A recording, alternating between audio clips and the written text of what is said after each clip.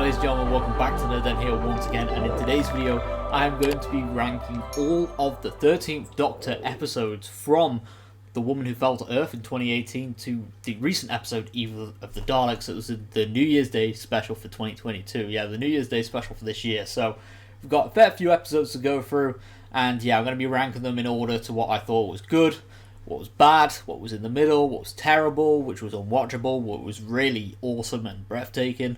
So, with that being said, let's get into this tier ranking. Alright, just don't mind me, just opening a can of Pepsi. Just gotta have a drink while I do this.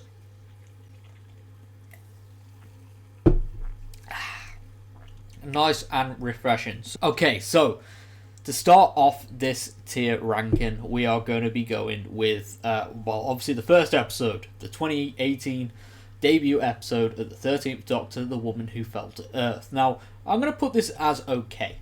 The reason why I put that is because it was an alright introduction, but obviously it had a lot to set up. This wasn't just a new Doctor episode, it was a completely fresh take on Doctor Who. Had no connections really to the previous era. Obviously it was a continuation of Twice Upon Time, with the Doctor falling out the TARDIS. Had an alright villain as Tim Shaw. He was kind of interesting at this point. And obviously, setting up a new threat with the Stenza, and had I forgot the character's name now. Graham, his character had a girlfriend or partner, Grace, who was killed off, that was Ryan's nan. But I didn't really have a lot of connections to the cast at this point, really, and it didn't really get me motivated to watch this era when I first watched this episode. So I'm going to put that as an okay. Okay, so the next one is the Ghost Monument. I'm going to put that as horrible.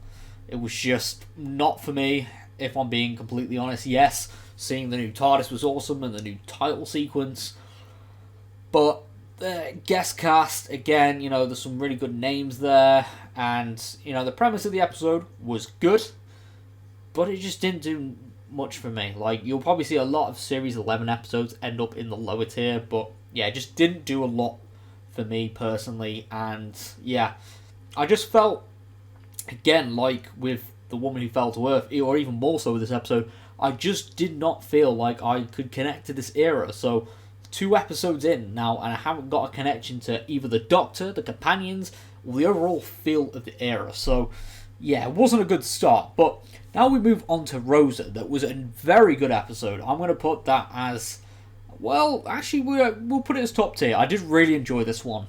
It tells the story of a very important part of history, and obviously the casting of Rosa Parks in this was phenomenal. The whole scenery and capturing this feel of this era of history was pretty well done. And the villain, I think it was Krasko? Was it Krasko? I can't remember who the villain was. The Vortex manipulator that wanted to displace Rosa Parks in time in order to change history. But it was, it was a very simplistic story, but at the same time, I liked how, in order to prevent the villain from changing history, instead of using sci-fi stuff, like traditional Doctor Who, the team had to use their environment. That was a kind of a good resolution, and I did really enjoy this episode, and it was a very good historical episode as well. I do love the good historicals, and this Rosa Parks episode was no exception to that. It was a really good episode, and probably my favourite episode of Series 11 by a long shot. I did enjoy it. Okay, so now we move on to, if I can see it here, Arachnids in the UK. There we go, it's here. So I'm going to put that one as fantastic. I did enjoy this one more than the debut episode, but only slightly less than the previous episode, Rosa Parks. Obviously, we had the introduction of Jack Robinson, who is let's be honest, he's the parody of Donald Trump in the Doctor Who universe. But it was still nice to get that introduction. We got to see more of Yaz's family. This was the introduction to Yaz's family, but I still enjoyed it nonetheless. Visiting companion families is something that I really like doing, and it was just really good to see in this episode. And obviously we get to see how 3 episodes in, this felt like a continuation like a proper sequel to the first episode. Now, I know that sounds weird saying it, but we didn't see any of the consequences of, the TARDIS team leaving Earth from the first episode, and this felt like it dealt with the consequences of them leaving their home lives behind, and that's what I liked about this episode so much. Alright, so now, the next episode is, I think it's the Tsundra Conundrum, isn't it? Or is it the Witchfinders? Now, my Series 11 episode count, or whatever it is, remember where each episode fits in, is really bad, because I honestly do not have any care for episode 11. But for this one, I'm going to put it as meh. I love the Pating. It's a very interesting, quirky, but dopey villain. I love it to bits, though. But apart from that, though, the story of the episode completely falls flat. Had no investment in this once again. It was kind of like a Base Under Siege story, but it just kind of fell flat a lot, and I didn't really have much care for the characters, the guest characters of the episode. Again, good guest casting, but the characters just didn't really do anything for me, and I can't even remember any of the names, if I'm going to be completely honest.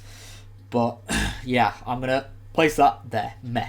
Alright, so the Witchfinders, I'm going to put as okay. I did really enjoy the Witchfinders episode. Actually, you know what? Scratch that. I'm going to put it as fantastic. I did enjoy the Witchfinders. I loved that. King James as well. Brilliant casting once again. The whole plot as well was pretty good. It was a really good sort of historical episode. And as well dealing with the witch trials and stuff like that. I did really enjoy that. And it kind of got me wishing that this was a two-parter in a way. I feel like I'm probably the only one that said that. I just wish we had more of the plot of that episode to flesh it out. But yeah, I did really enjoy the Witchfinders. That was a really good episode for me personally. So let me just have a look at the episodes now. I'm just trying to think from the top of my head what episode came next. Because there's 10 and we've done 1, 2, 3, 4, 5, 6. 6. Okay, I'm completely bamboozled. Ah, yes. Okay, so we have Demons of the Punjab. Now, I'm going to put that as a pretty fantastic episode as well. Again, due to the historical context. And just thinking as well, there was a lot of episodes in this series that were history ones, like historical episodes. That is that like the most historical episodes that have been in a season? I'm guessing so, or have at least dealt with certain parts of history, whether it's in the entirety of the episode or some part of it. It was done really well. And the villains in this episode, the aliens that used to be assassins, again, I'm going to sound bad for not remembering the names, but yeah, I'm going to put that as fantastic still, because I remember the ending as well was a pretty emotional one. And just the whole concept was just really well executed, and it was probably one of the most consistent episodes of the Chibnall era. It flowed pretty good from start to finish. So yeah, Demons of the Punjab episode has been placed there for a reason.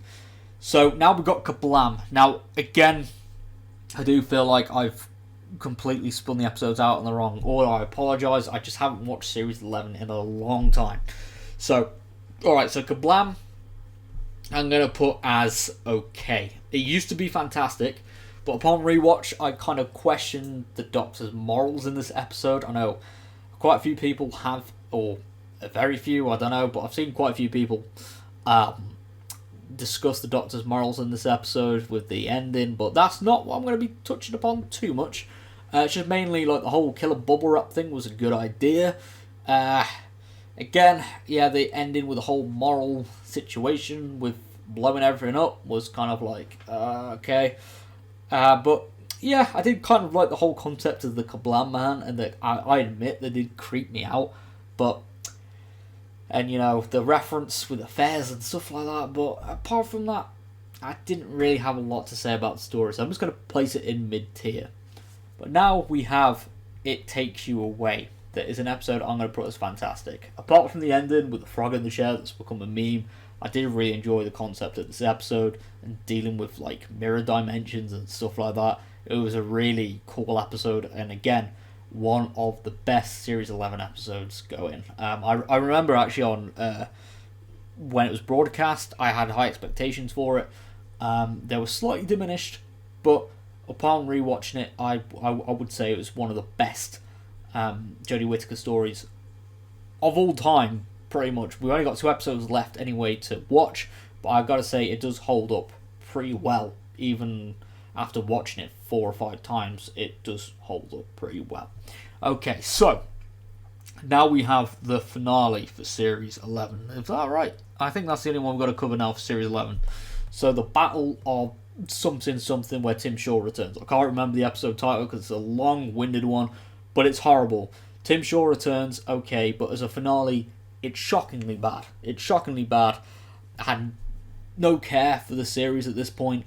Okay, there's a few gems in it, but apart from that, yeah, I really felt undermined by this finale, even more so than the Vanquishers of, well, the Vanquish episode from Doctor Who Flux. So, yeah, I'm going to put that down as a horrible episode. It was, honestly, I've only watched it twice. I don't think I could stomach it again, if I'm being completely honest. And I'm glad that Doctor Who hasn't attempted to bring back Tim Shaw. Let's just say that. Tim Shaw as a villain? Nah. Alright, Resolution, the first New Year's special. I'm going to put that as a fantastic episode. It showed the brutality as a Dalek operating by itself once again. The Recon Dalek, the whole squid mutant on the back of someone was a really cool concept. I love that. And again, just the visuals and the Daleks, well, or that one singular Dalek destroying everything, exterminating loads of people, killing more people than I think the entirety of the Moffat era in just one episode. Yeah, just the Daleks were back and they were menacing. I loved it. Okay, so Spyfall Part 1. I'm going to put that one as a fantastic episode, not just because of the master reveal, but because, yeah, there was a lot going on. I did kind of like the whole spy espionage thing. I thought that was a really cool thing to see. But, yeah, again, the guest casting was pretty cool. I wish we did get to see more of, oh god, I feel bad for not remembering his name. Stephen Fry. Yeah, that's it. Yeah, Stephen Fry was, someone that I was excited to see in Doctor Who, and then he didn't really have much of a role. That was a shame because he got killed off quite early on. But yeah, Stephen Fry was a good addition to the Doctor Who world. Same with Lenny Henry. He played a really good villain in Daniel Barton. And obviously Sacha Dhawan as the Master was just phenomenal. I've got to say that with the other episodes he's in, you'll hear me say, yeah, he was awesome in this series. Okay, so Spyful Part 2 was, in my eyes, pretty much consistent.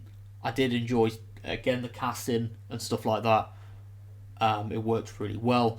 And again, as another follow-up to the whole spy espionage thing, alongside some history stuff as well, it worked out fantastically. So, yeah, I enjoyed that. But then Orphan 55, nah. I did understand the message of it, but it was poorly executed. And for me personally, the episode was a bit of a mess in my eyes. I don't really know how to describe it, but I just didn't really enjoy it. Yeah, that's all I've got to say on that, really. But then we got the Nikola Tesla episode. I'm going to put that as okay. I did enjoy it. I love the... I'm really bad with naming villains from this era. The Scorpion people. Yes, I loved them.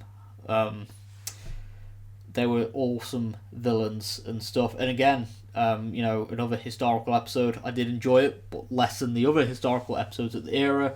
But it was still a nice one. A nice standalone story.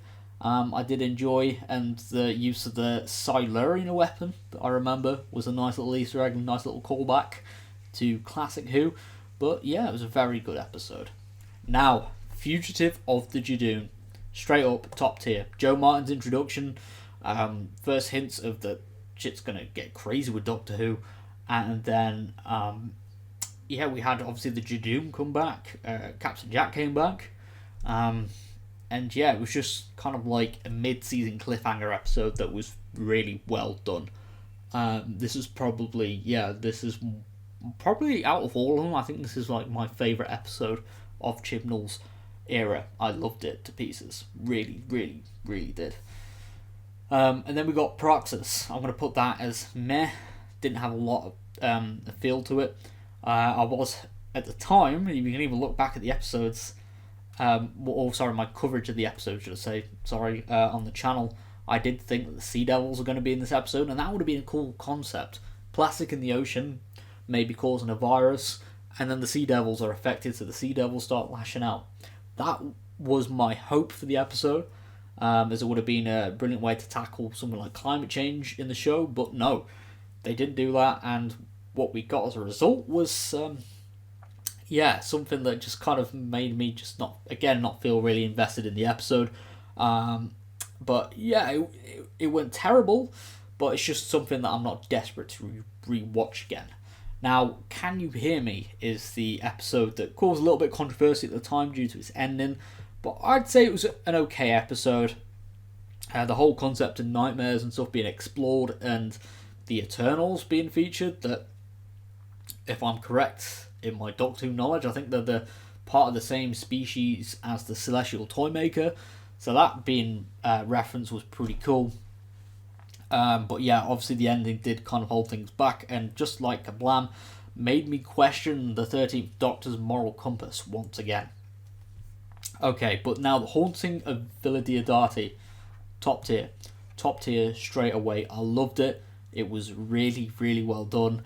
The whole horror Frankenstein vibe that I got from the episode, with Mary Shelley, and obviously the lone Cyberman appearing.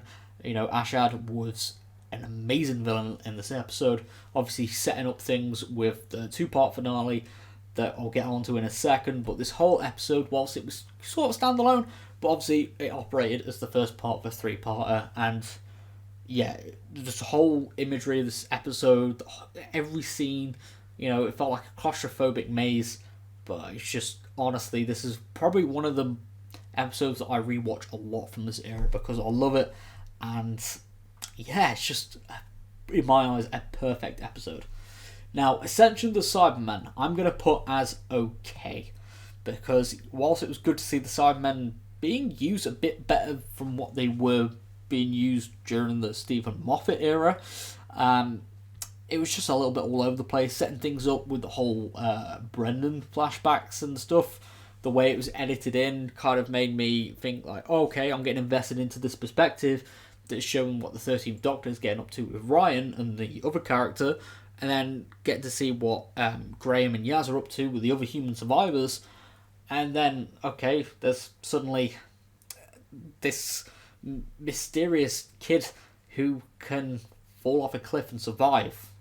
I know it's kind of addressed in the next episode, sort of, but it's kind of taken away from the plot that's already going on in the episode, and so it just felt a little bit all over the place in terms of editing, but yeah. Anyway, we move on to the Timeless Children. That was a big controversial episode, so I've got to take a big sip of my drink now.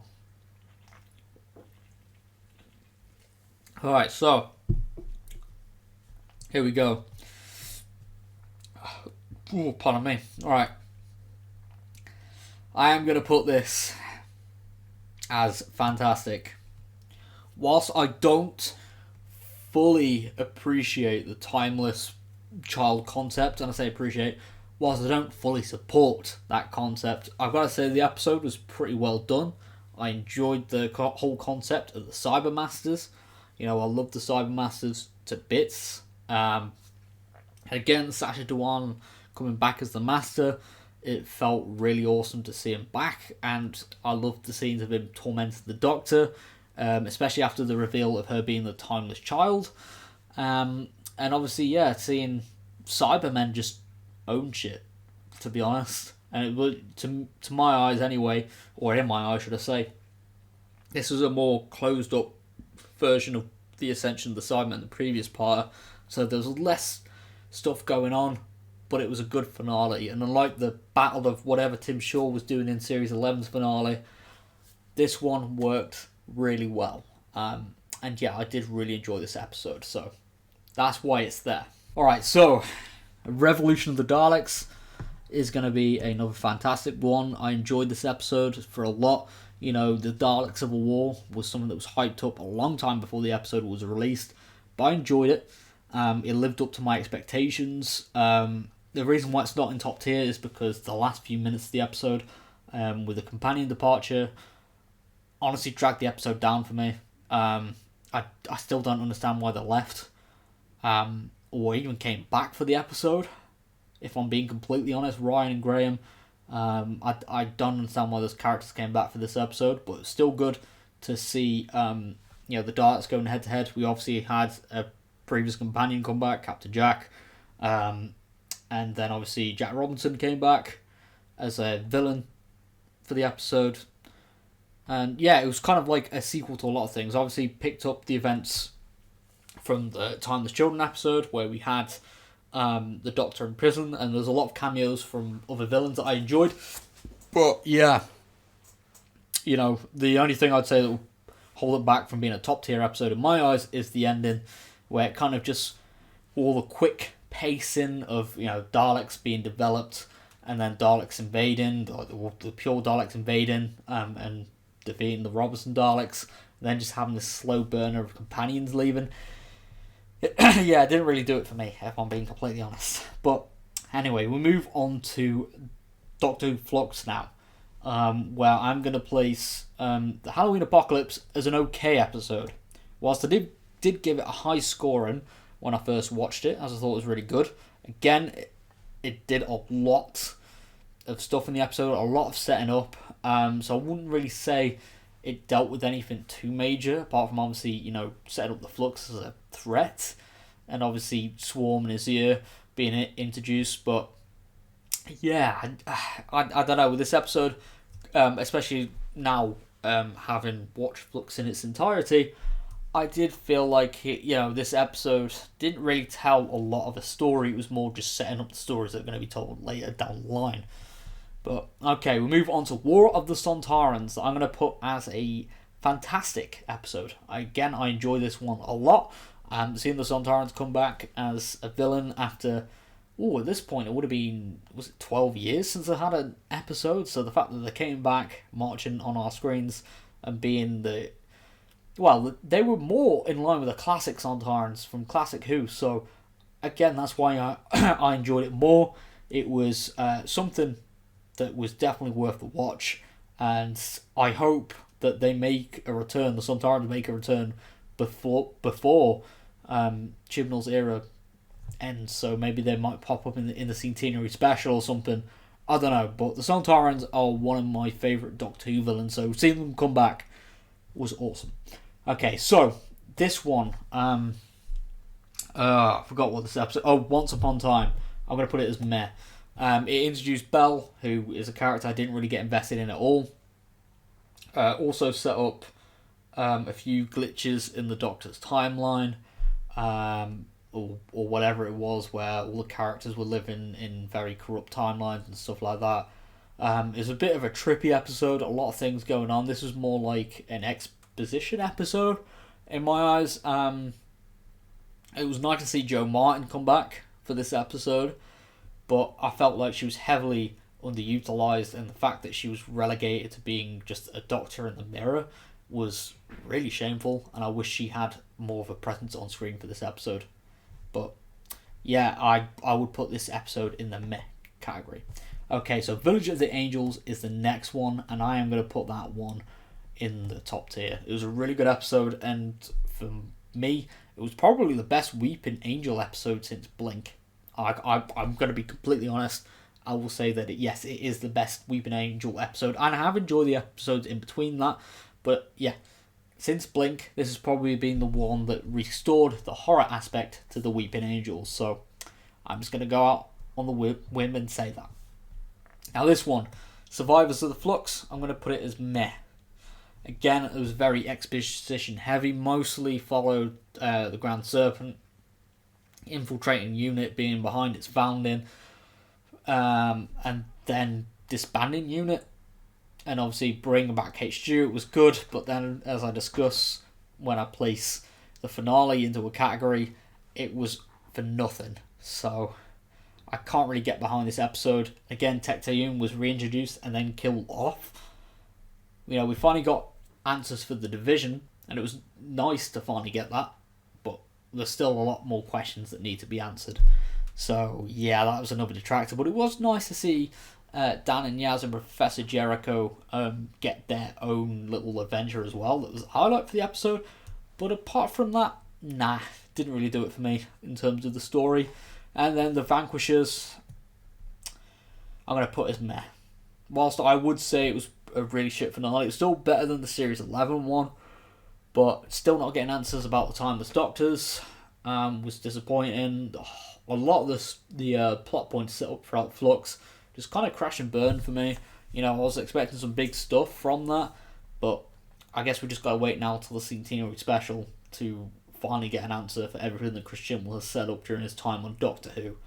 Then Eve of the Daleks, I'd say, was a fantastic episode. I've recently discussed that on the channel, but I enjoyed the time loop concept and everything like that. I thought it was pretty well done.